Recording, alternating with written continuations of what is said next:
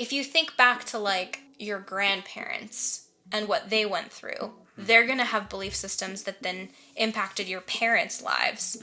That formed your parents' belief systems, and then that formed yours, you know? Right. And so the only way to kind of rewrite that and change things, like for the next generation, like for your kids, is to undo the ones that were put onto you. Right.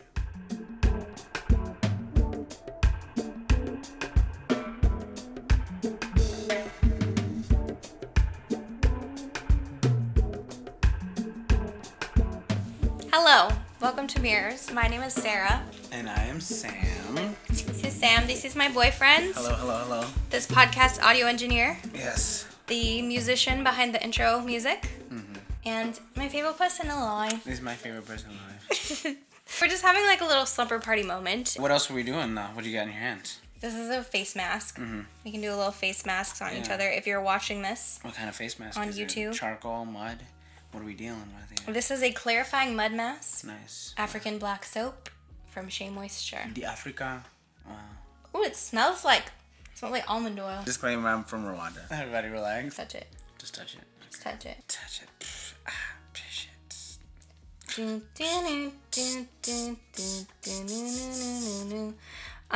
Okay, so Was Sam. this too much? No. I was just gonna put on your face. Oh, I know I'm gonna do yours? Yeah. Oh, okay. Oh, this is I stressful. know. Baby, this is you, okay? Oh my god. Look, this is I feel like my- Ash Wednesday. My little air sign right here. Sam and I, we talk about a lot of the stuff that I talk about on this podcast in our everyday lives. I think our relationship is like very built on deep communication. And so we talk about like our birth charts and astrology, but we also talk about like the meaning of life and manifesting and Deeper meanings of like why we're all here and like kind of, because I mean you would just hate to move about in the world, you know, in a non-concerted way. once you have sort of like an awakening that life is not what you're sort of born to think it is, once you sort of see life out of your own eyes a little bit, you just can't keep living unintentionally.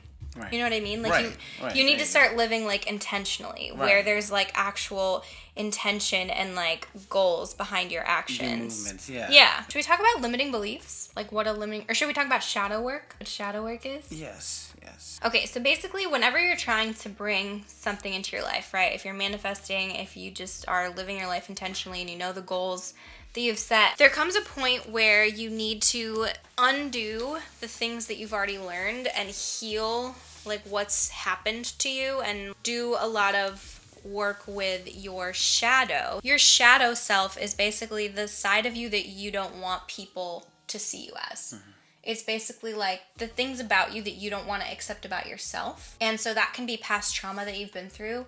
That can be like your least favorite attributes of yourself.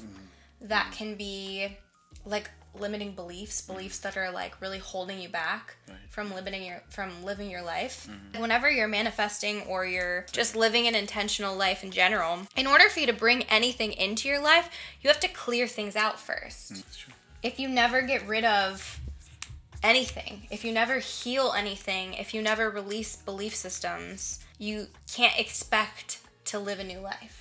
It's not to say that, you know, because obviously we all know things happen as life happens. It's more so like how you not only respond, but then like you're saying, move past it, you know, and kind of heal to then become this new enlightened version of yourself. It's always about Yeah. When I say limiting beliefs, I think we're born into families who inevitably have had belief systems put into place from whatever they've been through. And so it's generational too. Like if you think back to like your grandparents and what they went through, they're going to have belief systems that then impacted your parents' lives. That formed your parents' belief systems, and then that formed yours. You know? Right. And so the only way to kind of rewrite that and change things like for the next generation, like for your kids, is to undo the ones that were put onto you. right. Generational trauma is grim. Like it's not happy. No, you know? not always. And I think like as a society we're definitely seeing like that divide currently.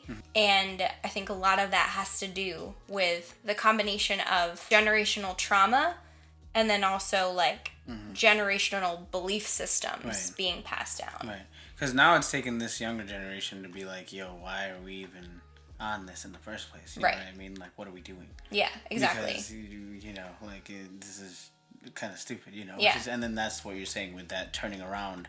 Like, at some point, you know, in the line, somebody or you or somebody or something has to turn for you to create this then new change. Hey, if you've gotten this far, you should definitely follow the video version on youtube.com/itsme Sarah Marie for weekly full-length video episodes. Otherwise, you can catch the audio versions on Apple Podcasts and Spotify Podcasts. Your belief systems create your life, right? So if you believe that money is hard to come by and that it's so difficult to make or find money, you aren't even going to notice the opportunities that are presented to you to make money.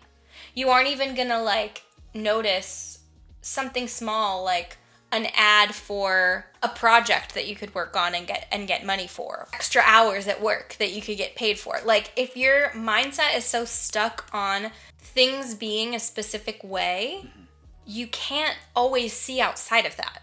A limiting belief is a belief that limits you. It's great to have belief systems. Like, it's not like that you shouldn't believe in anything and you should be, like, insanely open-minded and never, you know what I mean? Like, it's not like that. It's just that, like, why live in a world where you believe that everything is limited and that life is hard and that good people are hard to come by? Like, why live in this negative, limited... Why live in that kind of world when you can live in a world that is abundant and fun and filled with love and... opportunity, or, like, even just, like, hope to... Or even, like, you know, the feeling that, you know, you can do something. Like, you are in control of your... Actually control of your life. Yeah. Right. But I think the first step in all of that is even... realizing what we're talking about, like realizing that life isn't just put on you, realizing that you have any sense of control, I think is the first step. And then the second step is recognizing what your limiting beliefs are, which takes a lot of introspection and can be painful. Well, it is. It is painful. Yeah. I love doing this through journaling. Like, I love journal prompts that make me think about myself and my mindsets.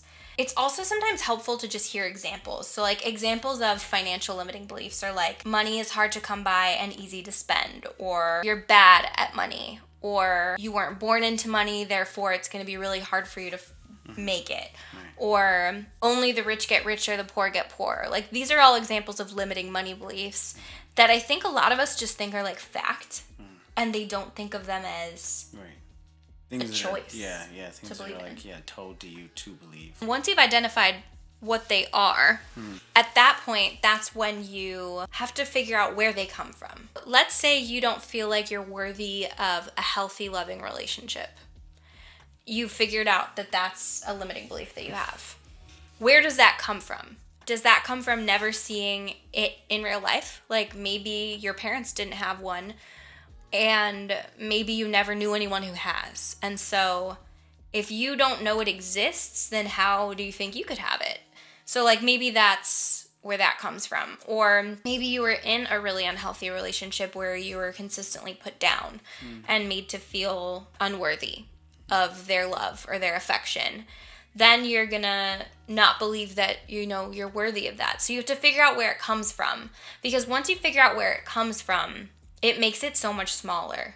Because when you realize, oh, it comes from my parents, or oh, it comes from my ex, or oh, it comes from that kid in 3rd grade who made fun of me, then it's like, okay, it's just this little belief that came from this little moment in my life. And at that point, then you ask yourself, is this objectively true? Like, is this a fact? Is it a fact that you're not worthy of healthy love? No. Everyone is, inherently. So now you've figured out what the belief is, you've figured out where it comes from, you've figured out that it's not inherently true. Once you've gotten there, then you can kind of start to unroot it. And through unrooting it, you just basically believe the opposite. So let's say, we'll go with this example. You don't believe that you are worthy of healthy, loving relationship. The opposite of that is literally, I am worthy of a healthy, loving relationship. In order for you to believe that, and in order for you to start identifying as that, it will sometimes take time. It'll take time through processing the feelings as to why you should believe that, and why everything that's happened to you in the past was not indicative of like your worth.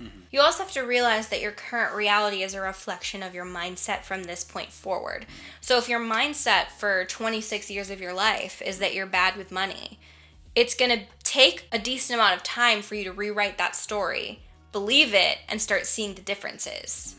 Like, it's not just going to be like, oh, I did one affirmation and now I'm fine. Like, it takes a lot of work. It's not a bad thing that there are still examples coming up of like your limiting belief. It's a good thing because what it's doing is it's challenging you to work through it. For me, like the limiting belief surrounding relationships and love was one that took me a really long time to like work through.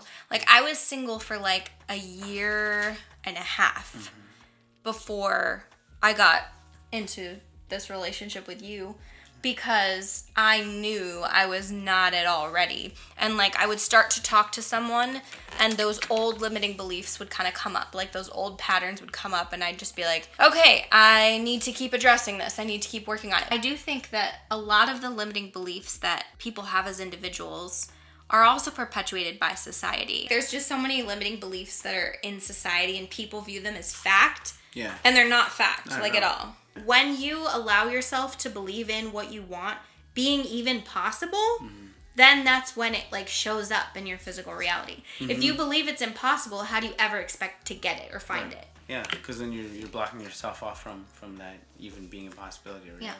You're blocking your blessings. You want to do that. Why would you ever do that? You probably backed up with blessings. You didn't even know. Look at that. Now you do.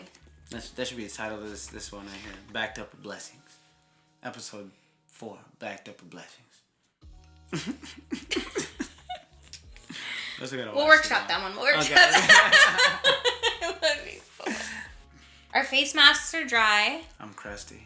I'm feeling like I need to rinse this off real bad. We're like 5 feet away from the mic now. We're so, because we just want to go to bed and our dog needs to walk. So we're going to go do all that. Yeah. But thank you for hanging out with us today. Yes, and talking about limiting beliefs. Don't block your blessings. Don't block your blessings. Do you hear my dog in the corner going, Don't block your blessings. You don't want to block some people. Don't do it. Anywho. You can follow me on all my other social medias. I will link them down below. I'm very active over on TikTok. And... oh my goodness. Okay, that's going to be the end now. Goodbye. Okay, goodbye. I don't know why I waved. It's okay. You can wave.